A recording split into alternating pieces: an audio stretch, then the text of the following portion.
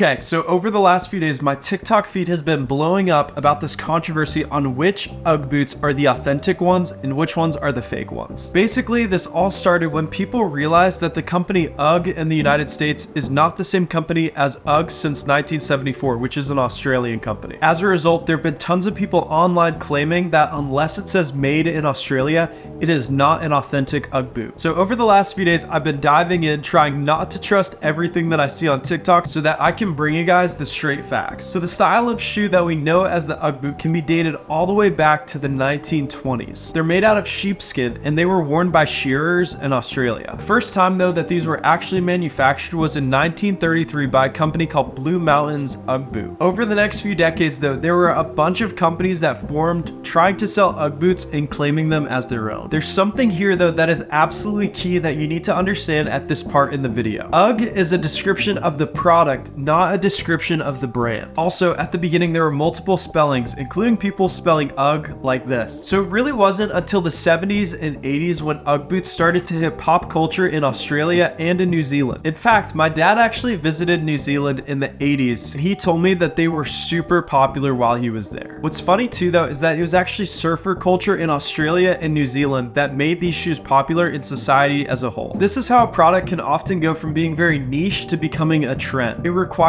that the influential people in society are the early adopters, and as a result, everyone else in society will follow. Even today, the world of Ugg boots absolutely dominates the country of Australia. 10% of the shoes that are produced there are sheepskin shoes, which is exactly what's used when making Ugg boots. But Ugg boots didn't stay in Australia and New Zealand for too long. That's because when Australian surfers started to adopt them, all of a sudden surfers in Southern California began to wear the shoes as well. Basically, people who owned surf shops in California would go to visit Australia for surfing events, and when they would go, they would buy as many pairs as possible and bring them back to the United States to sell them. So in the 70s, there's a surfer in California named Brian Smith who unfortunately was not a relative of mine, but he decided that it was time for him to build a business off of Ugg boots. This company grew and grew to become what we now know in America as the company Ugg. This company can easily be distinguished by the giant G that sits in the middle of the logo. There were a ton of companies in the 70s and 80s that formed with the name Ugg and sold the exact same style of boots. But the other main one that we're going to focus on is a company called Ugg since 1974, which is an Australian company. Now, Ugg since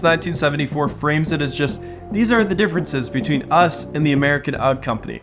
But as you start to look through, you quickly realize that it's not just about their origins being different. They're trying to do everything they can to convince you that theirs is the authentic Ugg company. The one in America is fake. So let's look at some of these differences.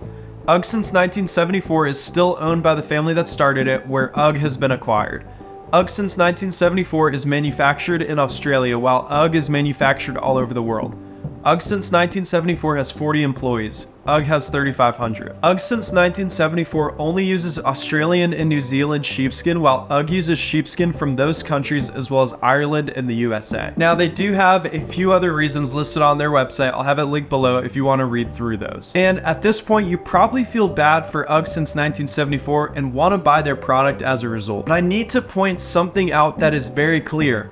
None of their arguments are about why their product is better than the American Ugg company. They just kind of play the victim card and they say you should buy our product since we're the underdog. Maybe it's just because I'm an American and I love capitalism, but I think that ultimately it's up to the consumer and whichever product they choose is best for them based on the price and the quality of the product. Now, I totally understand Ugg since 1974's frustration over the fact that Ugg in the United States owns the license to the word Ugg. But like I said, that word is more descriptive of the type of product than it is of the brand. But here is the key detail that keeps getting left out. And that's this: it's not the word Ugg as your company name that has turned them into a successful billion-dollar company. It's their ability to produce a high-quality shoe, market it to millions and millions of people, and maintain that quality over the last 50 years. And it's not a price thing either, because both products basically cost the same thing. For Ugg since 1974, it's it's $172.15 for their classic men's Ugg boot. With the American one, it costs $180. So they're roughly the same cost, and I will say that is a lot of money. I mean, that's like the same price as a Timberland work boot. One of you Ugg companies, if you're watching this, you should make steel-toed Ugg boots. Now let's answer the question that we asked at the beginning of this video.